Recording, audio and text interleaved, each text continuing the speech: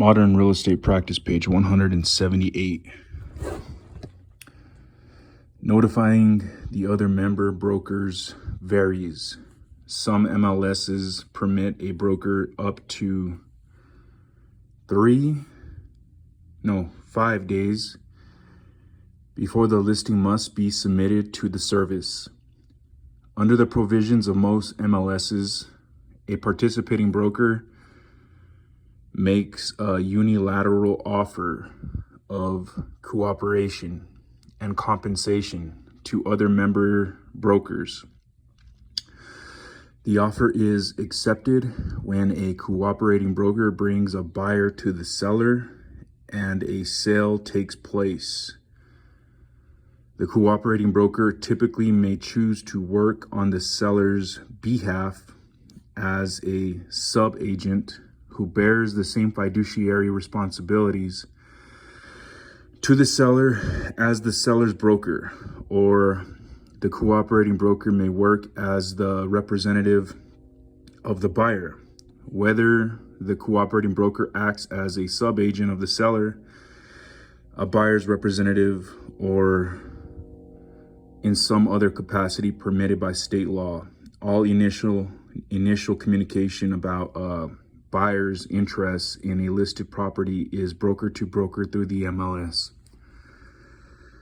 In practice, technology has enhanced the benefits of MLS membership in addition to providing instant access to information about the status of listed properties.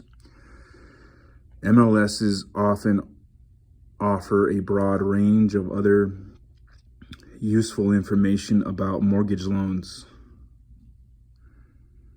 real estate taxes and assessments, and municipalities and school districts. Access to the MLS database of active, pending, sold, and expired listings is especially helpful to the real estate professional who needs to suggest an appropriate range of listing prices for a particular property.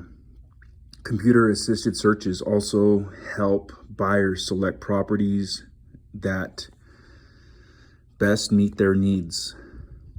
Termination of seller representation.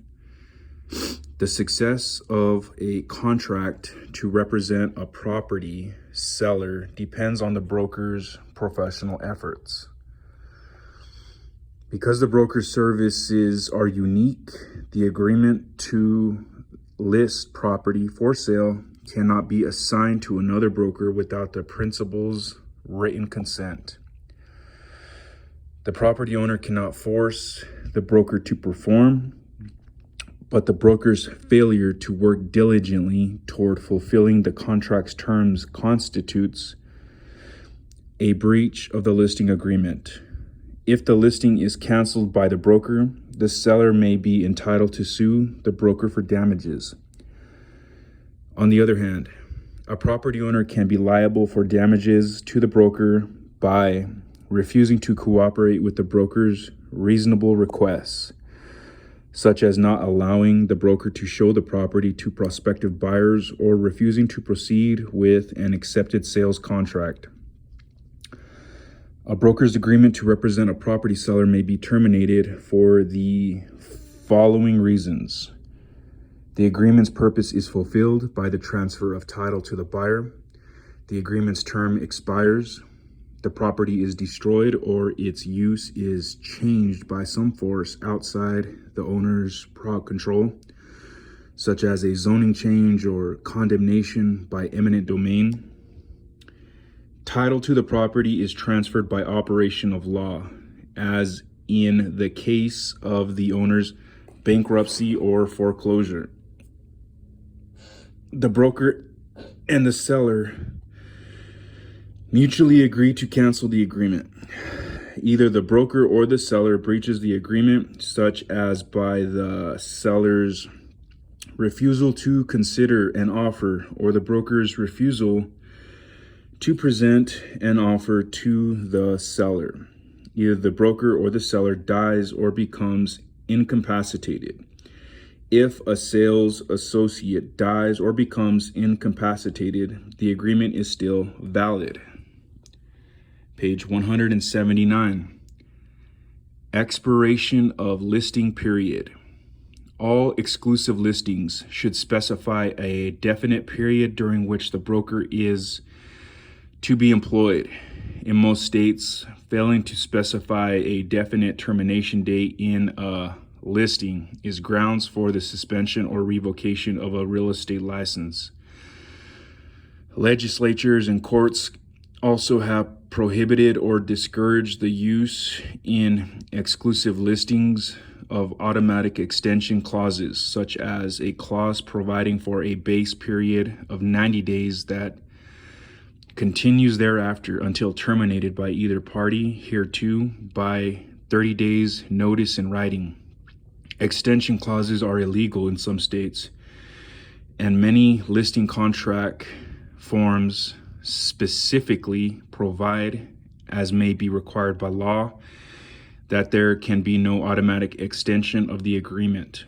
Some courts have held that an extension clause actually creates an open listing rather than an exclusive agency agreement. Some listing contracts contain a broker protection clause. This clause provides that the property owner will pay the listing broker a commission if, within a specified number of days after the listing expires, the owner transfers the property to someone the broker originally introduced to the owner. This clause protects a broker from losing a commission in the event that the transaction is not completed and perhaps is intentionally delayed until after the listing expires. The listing presentation. The first opportunity that a property owner has to learn what a real estate brokerage can do to bring about a sale of the owner's property typically is in a listing presentation made by a sales associate of the broker. The sales associate will describe the marketing efforts that the brokerage will make to bring about a sale of a property as quickly as possible. Before signing a contract that will go to the broker for review and signature, the sales associate and prospective seller will discuss a variety of issues. The property owner's main concerns typically are the selling price of the property and the net proceeds. The sales associate should already have performed a comparative market analysis, CMA, and should be prepared to discuss the range of value in which the property is likely to fall, as well as the charges that will affect the amount that the seller will receive.